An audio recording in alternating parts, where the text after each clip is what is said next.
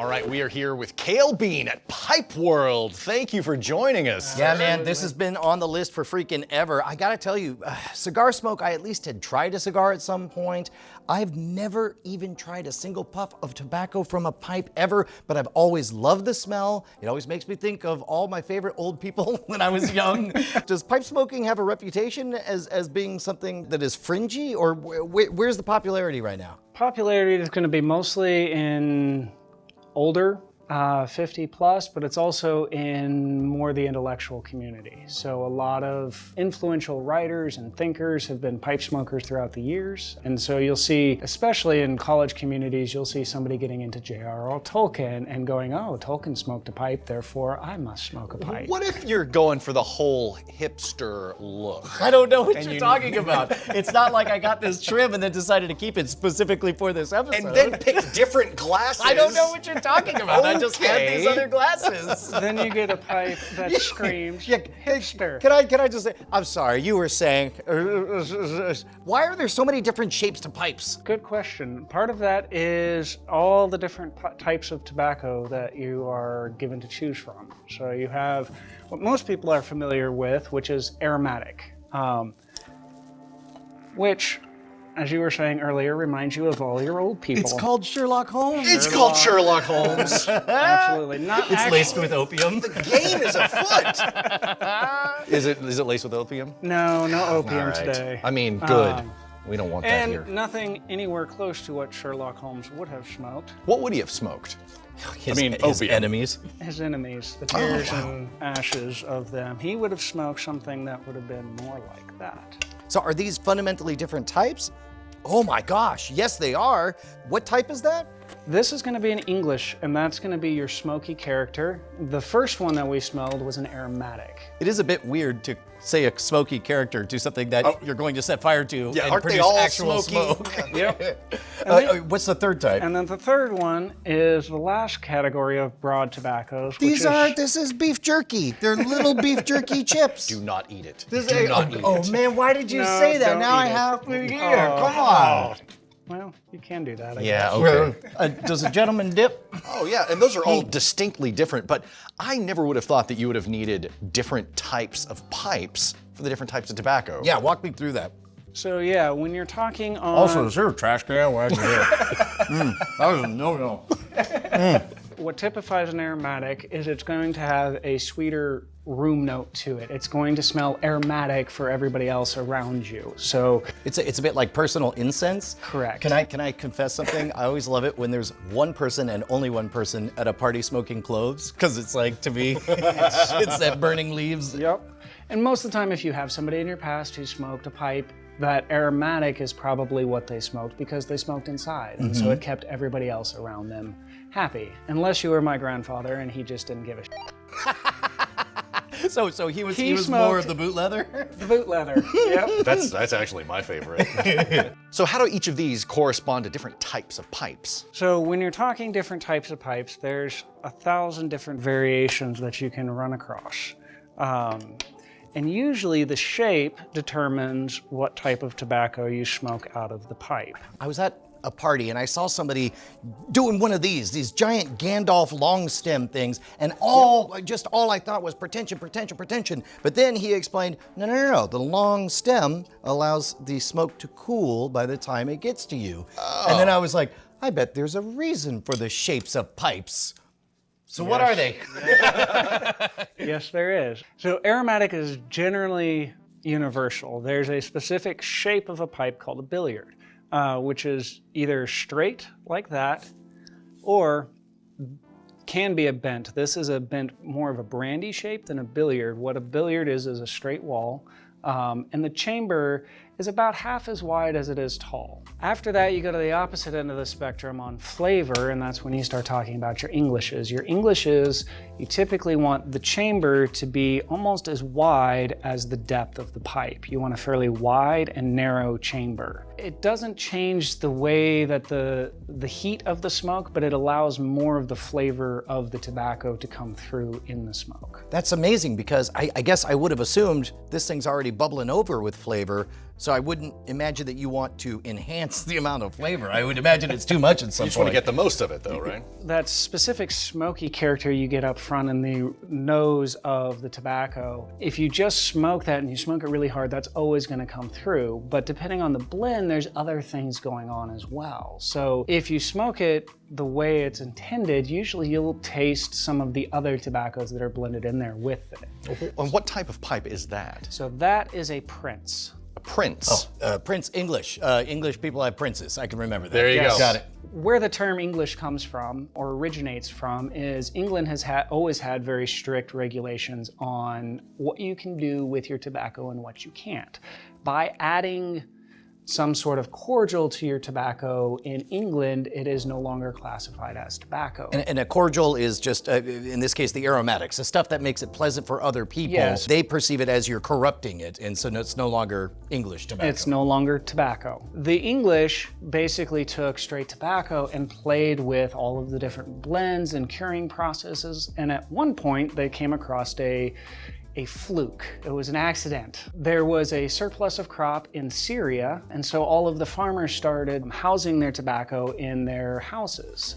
They're cooking their food in their house while the tobacco's curing, and the tobacco ended up getting smoke cured, basically. Oh, wow. Whether it's true or not, it was camel dung originally. Oh, dear. I detected some notes of that, which not a bad thing. Camels have very fragrant, alluring scents. so- Absolutely. So that's at least the urban myth, is that it was originally cow dung. Typically it's done over wood, and it's now, because we don't get things out of Syria anymore, out of Cyprus. So it's typically Cyprian Latakia. Aromatics, you want the bell end? What was it called? Billiard. Billiard. Aromatics, billiard, English, and Prince. There it is. All right, so let's talk about you said the Bell end. Virginia? Thank you. I'm glad you finally got that. It took me a second. I was like,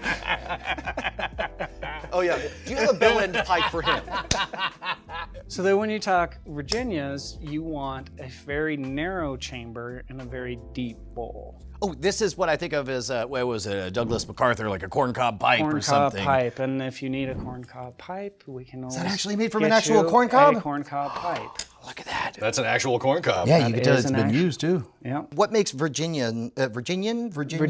Virginia special? It's a specific strain of tobacco, but it's usually, when you're referring to Virginias, it's a blend. So it can be a blend of Virginia tobacco, Virginia and burley, Virginia and perique, or a bunch of different things. But Virginia specifically has the most naturally occurring sugar in it. No sugar has been added to it, but because there's sugar in the tobacco, it wants to burn really hot. Virginia tobacco typically is more like your light roast coffees. You've got to brew it right to get the flavor to come out and to be able to get all of the little nuanced notes of that blend.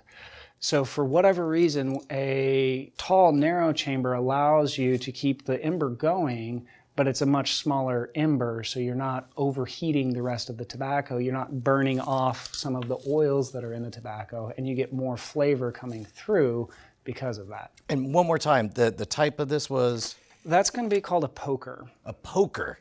All right, so Virginia, got a bunch of people playing poker. Aromatic, billiards. You got the English. You got the Prince. English Prince. Yes. Prince. Got it. Okay, so Got it.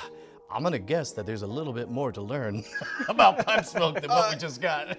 As is often the case, I was surprised with the amount of science that was going into this episode. I'm usually just adjacent to it myself, as is Brian. All right, so at this point, I feel like we could walk in and buy a pipe and not insult ourselves by buying the wrong tobacco to go with it, but I'm gonna guess that there's no end to the specifics of the ritual. What are the broadest of strokes? Because I know a cigar, as long as you light it, get it going, take a puff every few seconds, it's gonna stay alive. Is that not the case? Not with a pipe. Broad strokes that you'll need to master, or at least get a good feel for, are going to be, Is it taking the pipe out and putting your hand in your yes, chin? and pontificating appropriately. I knew it. So you need to know, basically with a cigar, somebody's done all the work of preparing the tobacco in a way to get it to smoke correctly for you. You get to be that person. So you need to learn how to load your pipe appropriately. Oh, yeah. You want to make a guess? We'll see how wrong. Because what I would do is I would just put everything in. And then light it on fire. Just poke it a little bit and then light it. And I don't That's know. it. I don't know what else That's to all. do. Yeah. Dump it, poke it, light it. And that's what most people assume. And it's more akin to building a fire.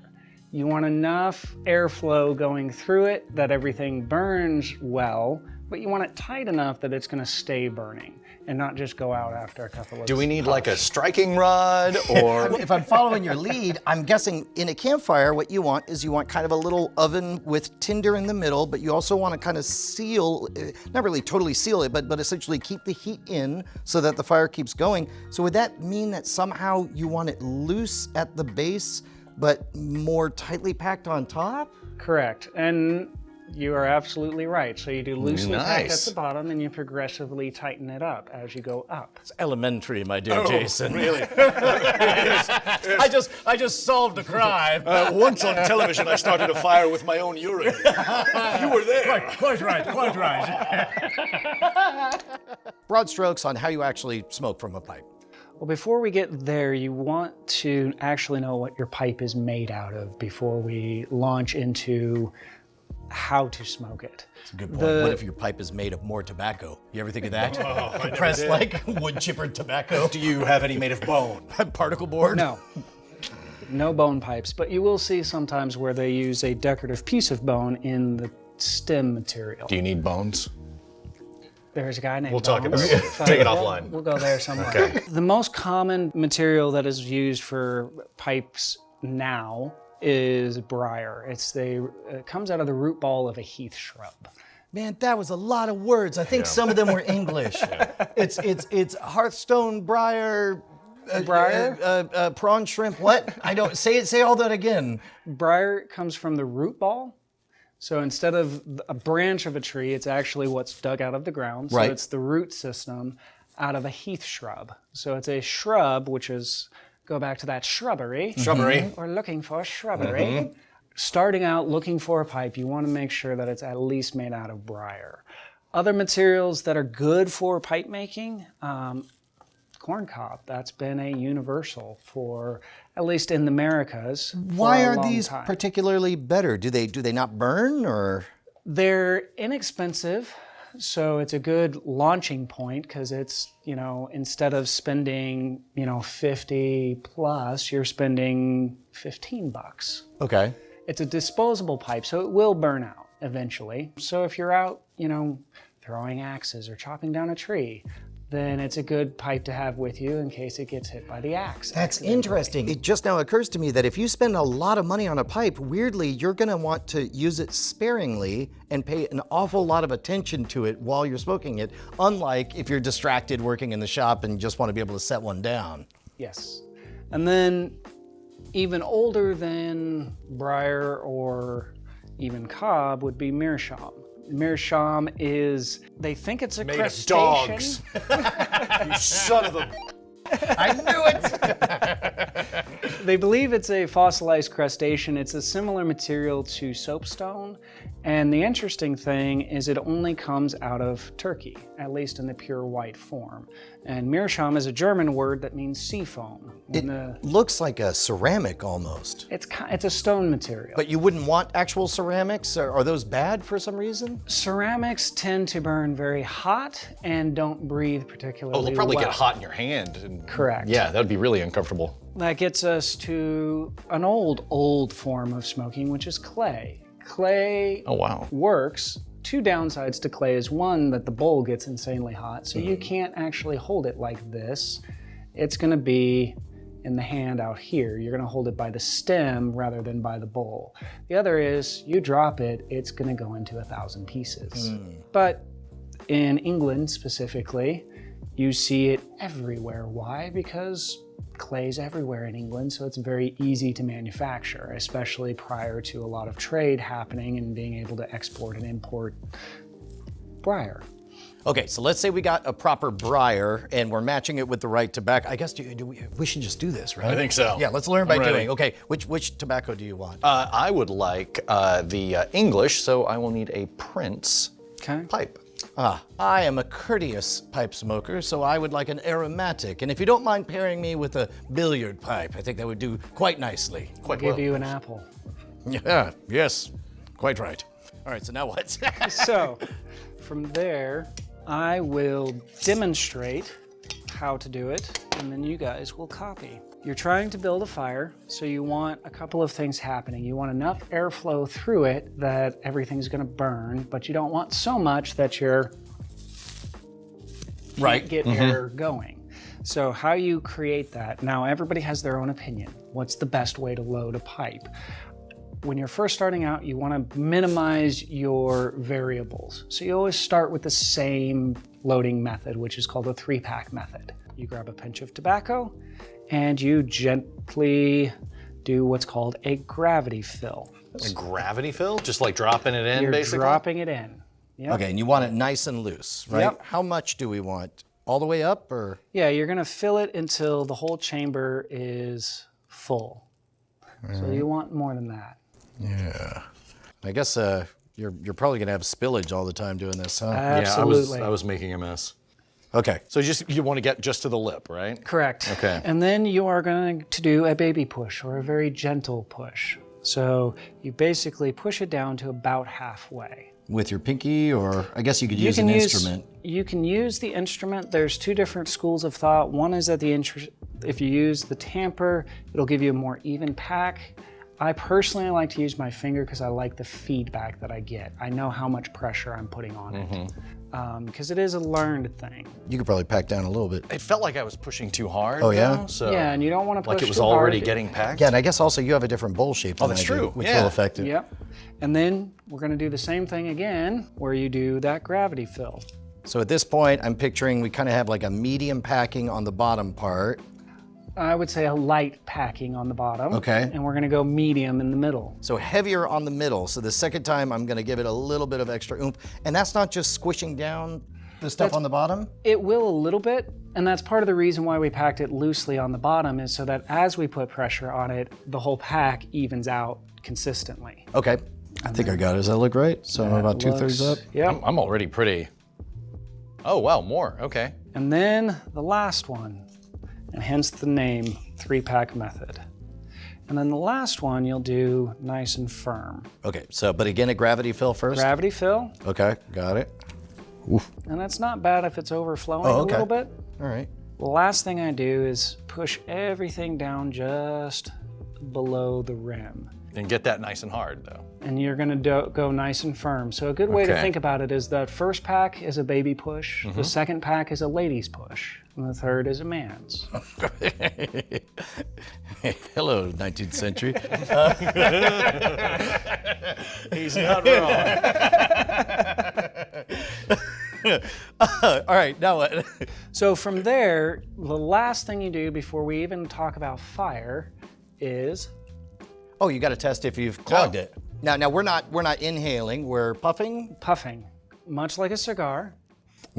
Quite right. Verily. So you want it loose, but you don't want it too loose, and it's this fine balancing. Personally, my opinion, if you're loading the pipe and things are too loose, it's fine to leave it there. If it's too tight, it's much better to dump it out and start over. Too tight, you can't do a whole lot for. Too loose, you can always tighten it back up. Got it. So if it is too tight, do you find yourself just scrape it all out and go again? Yep. Wow. And usually you dump it back into the can that you were working from. You're not wasting that. You're not. It's not wasted because we haven't put flame to it yet, and Right. that's why you do that test draw, is so that you don't waste the tobacco. Okay, so if I'm not getting much resistance at all Yeah, me when neither. I'm puffing on there, does that mean we should tighten it up a bit, or? It's not a bad idea. Again, too loose is okay, Okay. but Yeah, that feels better. Yeah. and you'll get there. And this is where experience comes in. You'll learn as you smoke your pipe. Okay, that was too loose and things burn too fast, and so I will tighten it up the next time. Okay, and now this is one of those things. I know in the cigar world, people got strong opinions about what kind of fuel you use yeah. to light your tobacco. I brought some magnesium strips, usually used for thermite. And that's typically a very, very bad idea. Oh. Okay. So- well, agree to disagree, but continue. The only really hard and fast rule with pipe smoking is do not, that wonderful torch you bought to smoke your cigars with, do not use that with your pipe. Huh. And the reason for that is not so much about the tobacco, it is about you just spent $100 on your pipe. Now you're taking something that burns at about 1,000 degrees, and you're trying to take something burning really hot, flip it upside down, and at the same time stick it into your pipe. That can and will burn out the pipe. Got it.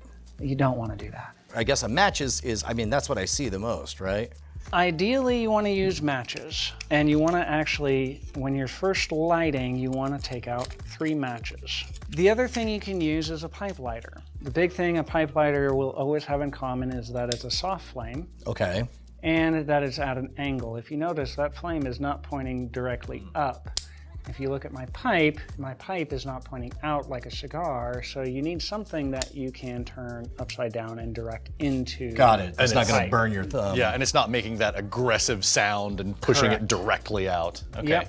Yep. Is the 3 matches just so you don't look like a chump when the first one doesn't work? Is that so you don't have to keep on pulling them out one at a time? So we're doing the building a fire thing again. We're back to that analogy.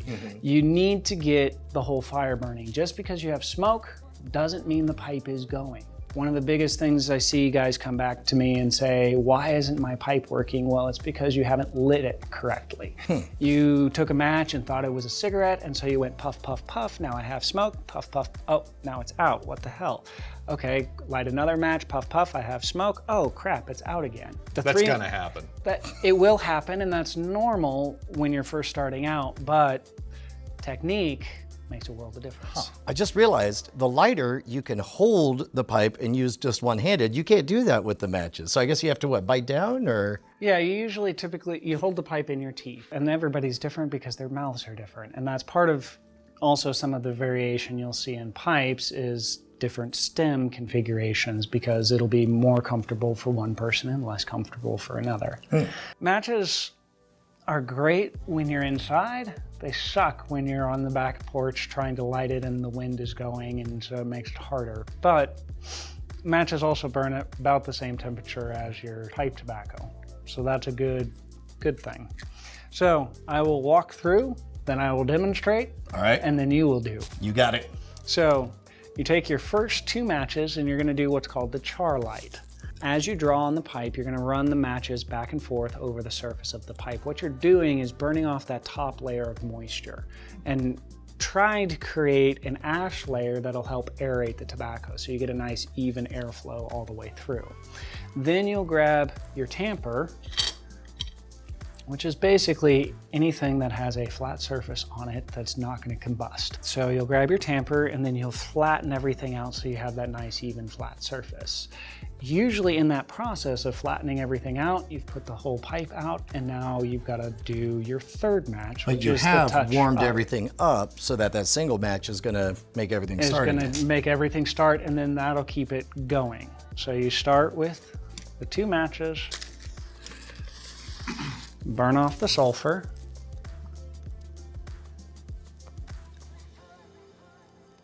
So like a puff and a pass? Mm-hmm.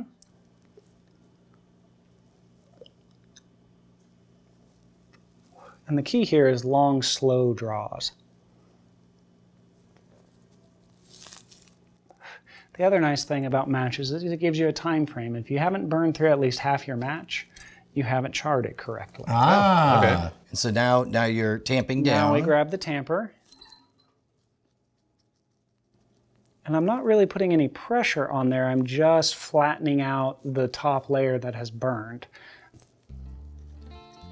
And I'm also drawing to give myself the feedback of what is my tamper doing. So at this point, if everything was a little bit on the looser side than what I like, I would also tighten it up to where I want. So I would, again, draw and tamp at the same time so I get that feedback of what's happening in the pipe.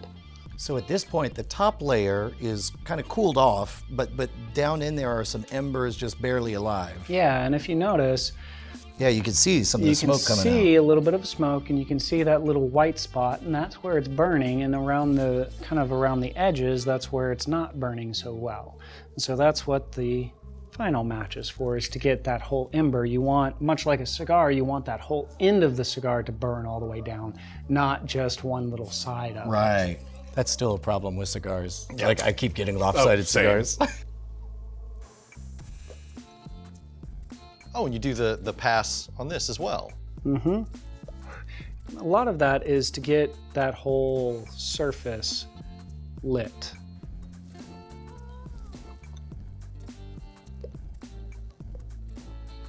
Yeah, see, I would have thought you jam it in there, you take a few puffs, and you're done. And that's a great way for it to go out and to have a very bad experience. And usually you get tongue bite out of that because you're relighting and relighting and relighting, and Tongue bite is where it gets hot on your tongue? where it gets hot enough to actually give you a little bit of a burn on your tongue. Okay. One of the weird things for cigar smokers coming into pipe tobacco is in cigars you can get a spicy kind of peppery sensation. If you're getting that out of your pipe, it's because you're actually burning your tongue. Huh. All right. Do you feel like Yeah. we're ready? Yeah. Can we do this? All right. Yes, sir. Well, quite right. Yes, sir.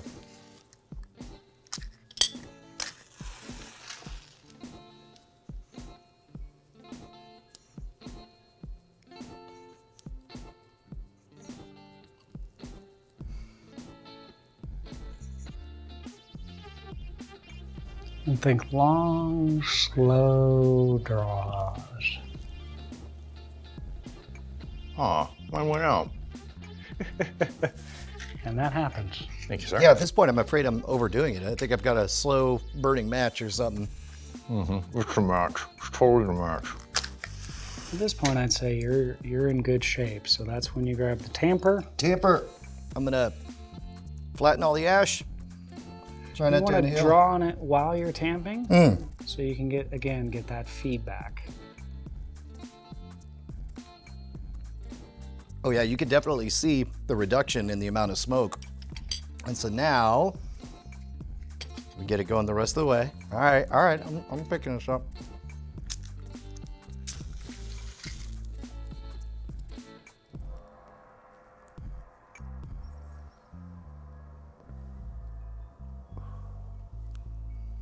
Man, I just realized we have to learn smoke tricks now. Blowing smoke rings and all that stuff. Oh, absolutely. So once everything's lit and everything's going, that's when you slow everything down. One of the weirdest things for people to get used to is the amount of smoke coming off of a pipe. The amount should be more of a wisp rather than a billowing cloud. We're not vaporizing.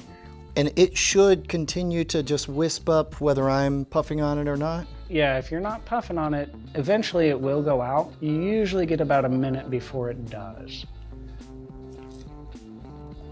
How's it taste? Smoky? They smoky. Yeah. Yeah.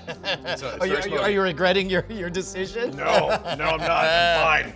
It's intense. It's a lot. Here's the part that blows my mind is I know we have just barely scratched the surface of all of the ritual and types of pipes and types of tobaccos and stuff, and I'm sure we'll be back again. But what can we promote for your time, sir? Because this is amazing. So we're Pipe World. We're here in Austin, Texas. We also have a location up in Round Rock. Not a whole lot of online presence, but we do have a website. For those who aren't in the Austin area, just find your local pipe shop.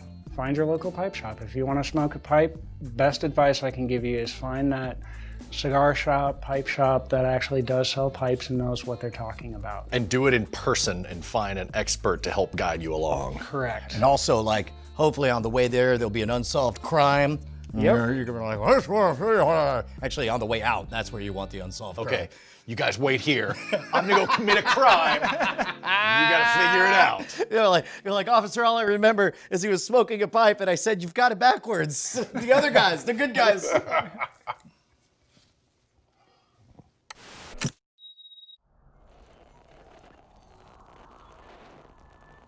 My daughter, up until like age 6, was still kind of sucking on her thumb, and I was so jealous because she would sit there and watch it thoughtfully, and then when she had a thought, she would pop it out and offer her business and go back. And I watched that and I'm like, I need to start smoking a pipe. I thought you were gonna say she needed to start smoking a pipe to wean her off of her thumb.